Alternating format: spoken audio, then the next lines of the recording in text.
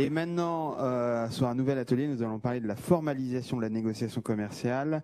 Quelle convention conclure? Je vais demander à Boris Ruy, avocat associé chez Fidal, et Jeanne Cinquin, avocat également chez Fidal.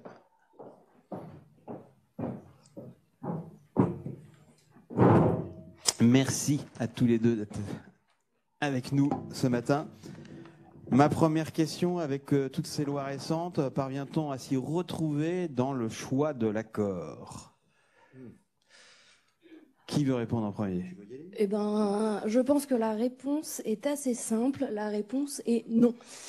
Aujourd'hui, la chose qui fait consensus entre fournisseurs et distributeurs, c'est que on a une multitude de régimes juridiques qui existent, avec des choix qui deviennent très complexes, ou des choix d'ailleurs qui ne sont pas réellement des choix, et qui vont dépendre de tout un tas de facteurs.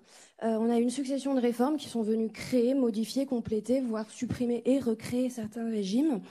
Et donc aujourd'hui, ce qu'on va devoir prendre en compte, c'est la nature des produits, les opérateurs qui sont concernés, donc les parties à la relation commerciale, avec notamment une prise en compte de ces éléments tout au long de la contractualisation et de la formalisation des documents commerciaux, notamment au stade des CGV déjà. Et là, c'est le fournisseur qui va prendre la responsabilité du statut qu'il va choisir, puisqu'on a aujourd'hui le statut de grossiste est isolé dans le Code de commerce, avec la création d'articles spécifiques tant pour les CGV que pour la convention récapitulative.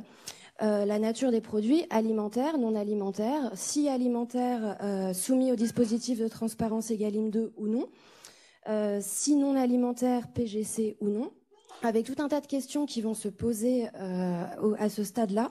Le fournisseur qui va prendre la responsabilité de choisir une option de transparence dans ces CGV, on a déjà abordé ce sujet, et ces éléments vont être déterminants ensuite pour la formalisation de la convention qui va être conclue entre fournisseur-distributeur, fournisseur et un acheteur, puisqu'on a aussi eu la convention alimentaire qui a été créée par la loi Egalim 2. Et ça devient très complexe avec des obligations qui sont ajoutées en fait au gré de tous ces régimes juridiques et qui se discutent à tous les niveaux de la chaîne, notamment agroalimentaire maintenant, puisque ça ne concerne pas que les relations fournisseurs-distributeurs. Boris. Je compléterai peut-être en résumant, en rassurant tout le monde. Chez Fidal, on s'y retrouve quand même, pour répondre à la question d'Yves Puget. On s'y retrouve quand même, mais c'est quand même un peu compliqué. Il y a un millefeuille législatif qui résulte des sédimentations successives de types de conventions qui étaient censées répondre à des objectifs assez divers et variés au gré des différentes majorités politiques. Alors moi, j'ai un exemple qui illustre assez bien cette complexité. Si on se place du côté d'un distributeur qui est à dominante agroalimentaire, je m'étais une fois amusé, avec de grands guillemets, à recenser le type d'accord qui pouvait être conduit à conclure. Je crois que j'en avais recensé 12. Et encore, c'était peut-être pas tout à fait exhaustif. Alors, ça dépend du produit. Ça dépend de à qui on l'achète. À un grossiste, à un industriel ou en direct au monde agricole.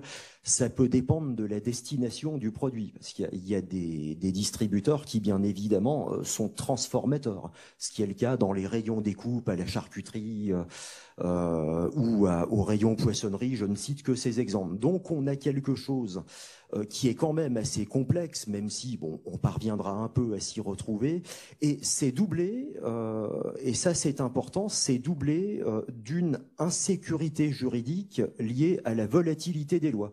D'ailleurs, je saisis l'occasion de la présence de l'administration et de l'arrivée imminente du député pour peut-être recommander l'instauration d'un rescrit en la matière, comme on a des rescrits en matière sociale, en matière fiscale. Ici, ce serait pas mal, puisque l'exposition au risque, elle peut être très forte du côté du distributeur qui choisit ou pas la bonne, enfin la convention adaptée au type de produit et au type de fournisseur en question. Et quand je parlais d'insécurité, alors la volatilité législative fait que on peut parfois se placer sous un statut, mais également le regretter un peu plus tard. Je donne un exemple. Suite à l'adoption d'Egalim, c'était la loi Egalim 2, alors puisqu'on est bientôt à Egalim 4, je m'y retrouve plus très bien, on avait vu naître le statut de grossiste. Certains groupes industriels qui étaient peut-être un peu à la limite de pouvoir le faire, c'est très discuté, mais s'étaient placés sous le statut de grossiste parce qu'ils commercialisaient via des filiales de distribution qui elles-mêmes avaient formellement une activité de grossiste. Ce choix a été fait en concertation avec le distributeur, ça a arrangé tout le monde. Il y a certaines filières où on n'avait pas intérêt à forcément entrer dans une logique d'analyse de la valeur, comme c'est le cas pour les conventions uniques industrielles distributeurs. Et finalement, la volatilité de la loi a fait que ceux qui, il y a 2 ans, avaient choisi le statut de grossiste, eh bien, cette année, avec la loi d'escrozaille du 31 mars dernier, eh bien, se sont rendus compte qu'ils n'étaient plus, je dirais, protégés en matière de pénalité logistique, parce que la loi en question est venue dire que les dispositions en cause ne s'appliquaient pas aux grossistes. Et il y a une deuxième nouveauté avec le projet de loi en cours, c'est que les industriels qui, pour leur filiale de distribution, ont choisi le statut de grossiste, eh bien, devront signer le 31 mars, puisque le projet de loi en cours ne s'applique pas aux grossistes. Et ils se rendent compte qu'ils vont finalement pas signer à la même date que les autres qui, eux, devront signer le 15 ou le 31 janvier. Donc voilà, pour résumer la question, on a un environnement, un écosystème qui est complexe et qui est source d'insécurité. Je crois qu'il faut le dire. Oui. Un complément, oui. Oui, non, tout à fait. Alors, les grossistes, effectivement, les fournisseurs grossistes, effectivement, ne seront pas soumis au nouveau calendrier légal pour 2024, bien que ce soit quand même discutable.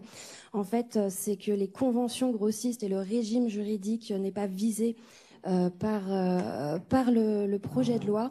Et donc, effectivement, on pourrait considérer que les grossistes devront bien les fournisseurs grossistes devront bien conclure leurs accords au plus tard au 1er mars.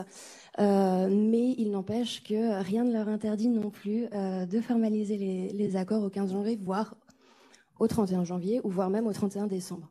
Alors, je crois que c'est Dominique Schelcher qui, au mois de mars, a lancé le débat sur faut-il négocier tout le temps ou une date butoir, la date historique du 1er mars. Quel est votre avis sur le sujet de l'annualité des négociations commerciales ?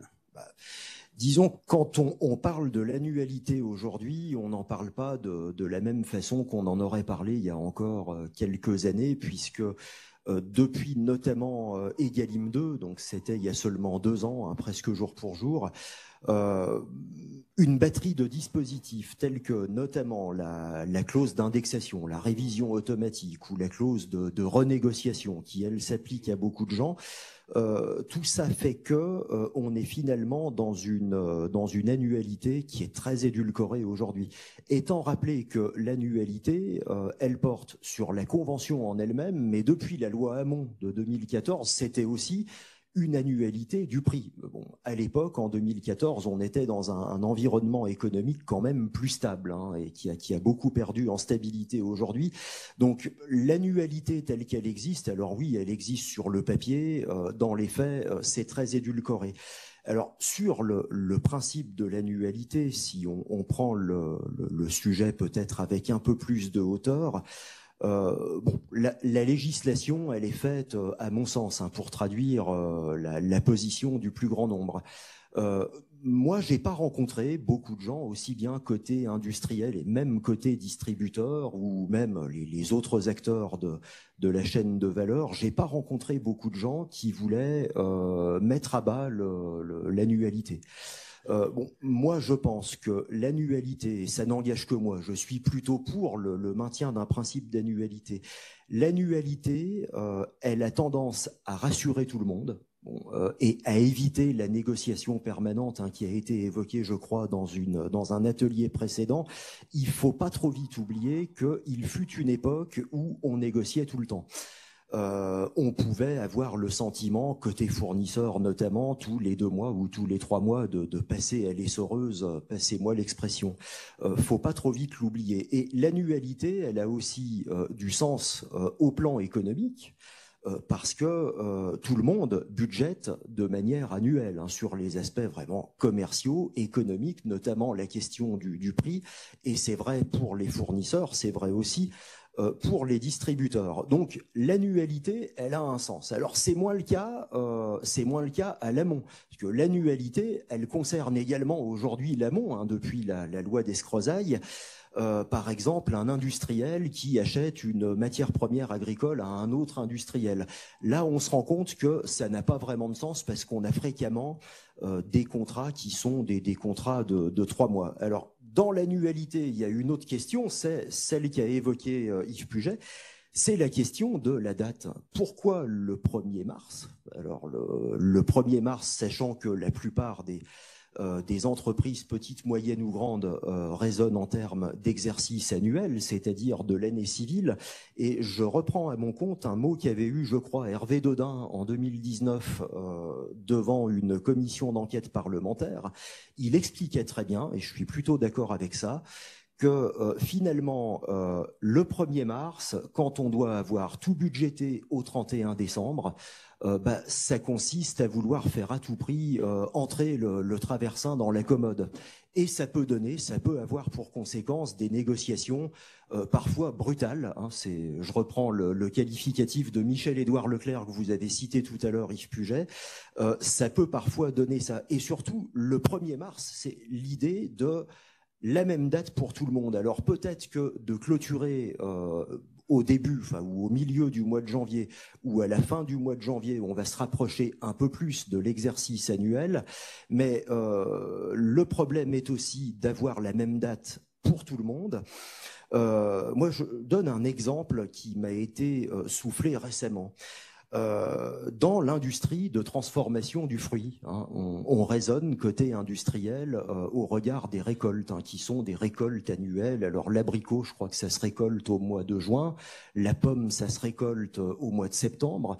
Donc signé au 1er mars, je reprends l'exemple de l'abricot, récolte au mois de juin. Donc quand on signe au 1er mars, on a finalement la visibilité en matière de coût de la récolte précédente qui a eu lieu 9 mois avant, et donc on a tout au plus 3 mois de visibilité à partir du 1er mars. Et donc, on ne sait pas quel sera le niveau de coût qui est le résultat de la récolte pour tout le restant de l'année. Et est-ce qu'on ne pourrait pas, finalement, permettre davantage aux industriels et aux commerçants, tout en maintenant l'annualité, de négocier à la date qui leur semble tout simplement être la plus appropriée. Alors, il y aurait différentes manières de le faire. Il y a beaucoup de produits qui n'ont pas de date. La date pour les couches bien culottes... sûr. Bien sûr, mais non, je suis d'accord avec vous. J'ai cité les meilleurs exemples pour illustrer la problématique liée aux dates. Mais en tout cas, pourquoi est-ce qu'on ne laisserait pas les gens déterminer eux-mêmes la date? Alors ça pourrait se faire par des accords interprofessionnels. Et puis ça pourrait permettre d'étaler tout au long de l'année le caractère énergivore des négociations. Tout se concentre sur une période bien précise de l'année, qui de ce fait peut donner un peu plus le sentiment d'être un peu brutal. Pourquoi est-ce qu'on n'insufflerait pas un peu plus de liberté là-dedans, tout en maintenant l'annualité? Mais pourquoi on est un pays unique? On est le seul pays avec une date butoir. C'est dû à quoi? Un conflit très très fort, plus fort que dans les autres pays, dû à des députés en France qui adorent faire des lois. Je pense que c'est un peu tout ça. Historiquement, je crois que ça remonte à la loi Châtel en 2008. La date butoir, c'était une manière de dire, il y a un moment, on arrête de discuter. Et chacun fait son travail, chacun fait son métier, le fournisseur produit et livre, et le commerçant, il fait du commerce. C'était ça l'idée. Et c'est aussi cette espèce de crainte, à mon avis, très franco-française, que les partis ne sont pas forcément capables de trouver ensemble la solution la plus intelligente et qui leur convient le mieux. Et puis, il y a aussi un déterminant psychologique, c'est que on est dans un pays où la présence de règles a tendance à rassurer beaucoup de gens. Oui, tout à fait. Après, c'est vrai que c'est une vraie question et Marie l'a abordé tout à l'heure et ça fera l'objet de discussion. Mais Aujourd'hui, le législateur réaffirme ce principe d'annualité, notamment à travers le projet de loi en cours, puisqu'il y a un amendement qui a été déposé, adopté dans le texte, exprès pour préciser que ce dispositif ne remettait pas en cause l'annualité qui était prévue dans le Code de commerce. Les justificatifs qui sont mis en avant, ce sont la sécurité pour les TPE, PME qui n'ont pas nécessairement de service juridique, et c'est vrai que ça leur permet cette sécurité-là selon le législateur. Une éventuelle sécurité, du moins c'est ce qui est avancé pour les producteurs lors de la construction de leurs prix liés à la matière première agricole. On voit bien que c'est discutable selon les exemples et selon les produits. Et également une facilité de contrôle pour l'administration, puisque c'est ce que Marie rappelait tout à l'heure, tout ce mécanisme-là, cette annualité et cette date butoir, elle permet aussi à l'administration de contrôler ce qu'elle considère comme étant des rapports de force entre distributeurs et fournisseurs. Et c'est vrai que si ce principe est rappelé, en pratique, il est néanmoins, son effectivité peut se poser à travers... cette question peut se poser à travers ce que disait Boris tout à l'heure, les clauses de révision automatique, de renégociation obligatoire pour les produits alimentaires, mais également sur les dernières années, 2022 avec la charte qui a été signée après la guerre en Ukraine par les fournisseurs et les distributeurs, 3 semaines seulement à l'issue de la date butoir des dernières négociations, avec des demandes de renégociation. 2023 avec les préoccupations gouvernementales liées au pouvoir d'achat des Français et donc les demandes du ministère de l'économie de rouvrir les négociations à compter du mois de mai. C'est vrai que ce sont des questions qui se posent et je ne doute pas qu'ils animeront les débats pour 2024. Boris, je vous ai vu un moment vouloir... Non. Alors, vous m'avez soufflé une dernière question. Est-ce qu'aujourd'hui, on négocie, entre guillemets, vraiment les accords ?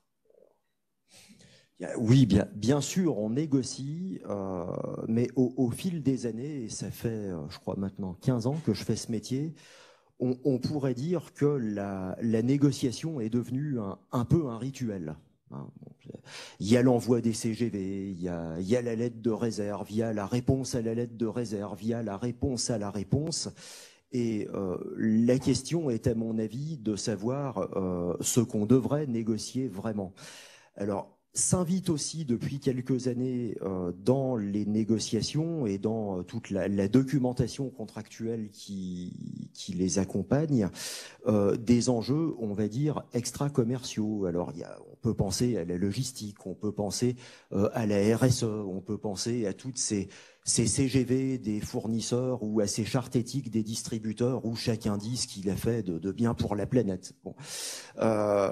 Disons qu'on passe beaucoup de temps sur ces sujets et la conséquence, c'est qu'on a moins de temps pour parler de ce qui est le nerf de la guerre finalement, c'est-à-dire le prix et un plan d'affaires. Voilà. Donc, et surtout, alors moi, ce qui m'inspire une réserve et qui me fait appeler de mes voeux peut-être certains changements, c'est que quand on parle de tout ce qui n'est pas prix ou plan d'affaires, là, on raisonne pas nécessairement à l'échelle de l'année. Une politique RSE ou même un schéma logistique, c'est pas mis en place pour 1 an. Et je me demande si finalement on ne pourrait pas, et c'est ce qui se fait exactement pour la MDD, pour la marque de distributeur, est-ce qu'on ne pourrait pas quelquefois négocier ces aspects pour avoir une vraie négo une bonne fois pour toutes et qui produira ses effets contractuels, pas pour 1 an, mais pour 2 ans, pour 3 ans, ou même plus. Alors, il y a les conventions pluriannuelles qui existent. Est-ce qu'on ne pourrait pas faire comme ça et finalement se revoir annuellement pour le prix et le plan d'affaires, où là, on aurait finalement une vraie négociation. Alors, je vais peut-être en surprendre certains parmi vous, mais j'ai quelques remontées terrain de la part d'industriels qui négocient avec les centrales internationales qui ont été évoquées tout à l'heure.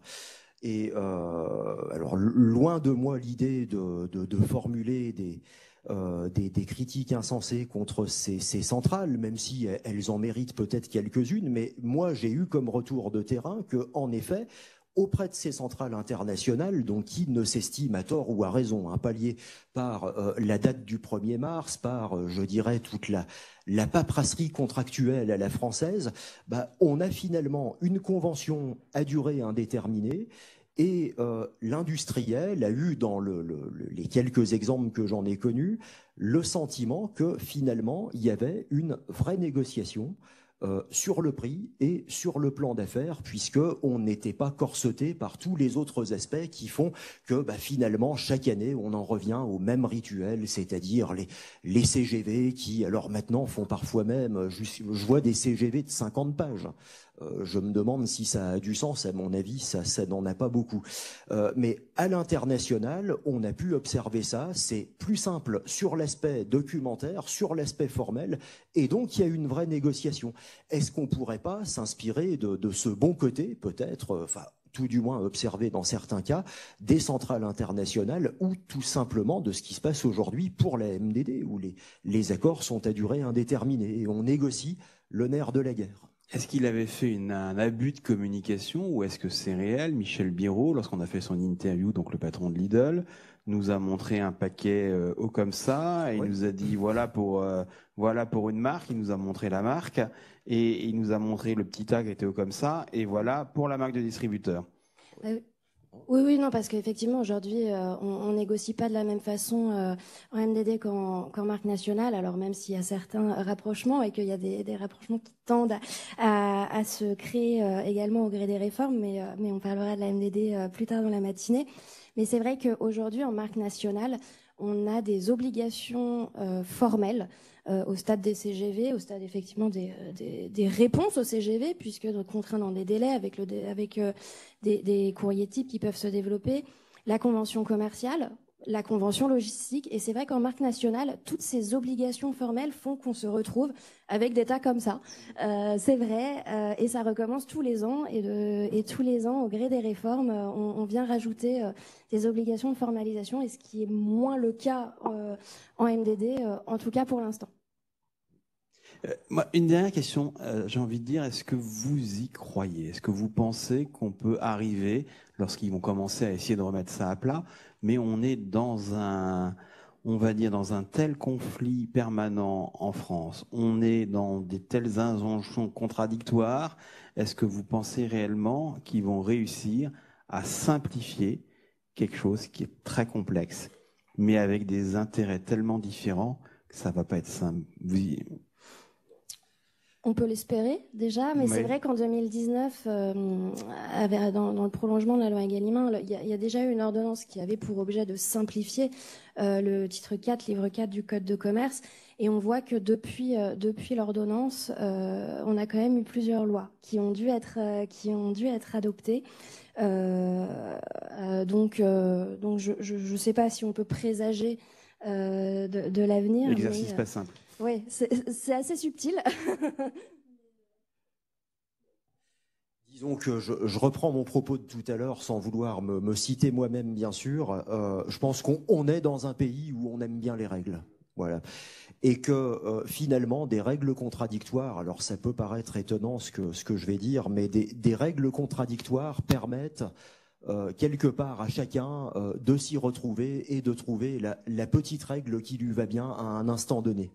Et ça, c'est aussi une réalité du droit des négociations commerciales, qui devient très complexe parce que la réalité est complexe. Cela dit, alors vous citiez Yves Pugel l'exemple de Lidl. Lidl, alors j'ai souvent vu passer des exemples d'accords Lidl, c'est des accords à l'allemande. Vous savez qu'en Allemagne, c'est un pays où j'ai vécu, on va plutôt vite à l'essentiel. Donc on a des accords très simples. On a des accords qui font quelquefois 3 pages, 4 pages, quand ils en font 10 fois plus en France. Bon, cela dit, l'Allemagne est un pays différent de la France. La vitesse sur autoroute n'est pas limitée en Allemagne et pourtant il y a moins d'accidents. Donc on est des gens un peu différents des Allemands. Peut-être que dans le pays qui est le nôtre, on a besoin d'un certain nombre de règles avec leurs qualités et leurs défauts. Et le choix et l'assortiment et le nombre de PME et de TI dans l'agroalimentaire n'est pas le même Donc la situation est forcément plus complexe. Merci à tous les deux. Si je veux juste terminer par une anecdote quand même sur la date butoir, parce que le mythe veut que c'était fin février à l'époque, et non pas le 1er mars, ça a été décalé. C'était à cause du salon d'agriculture. Ça permettait à la FNSEA de rouspéter au salon. Je n'ai jamais pu vérifier, c'est le mythe en tout cas. Il m'est arrivé de l'entendre, en effet. Je n'ai pas pu le vérifier moi non plus. Merci beaucoup à tous les deux.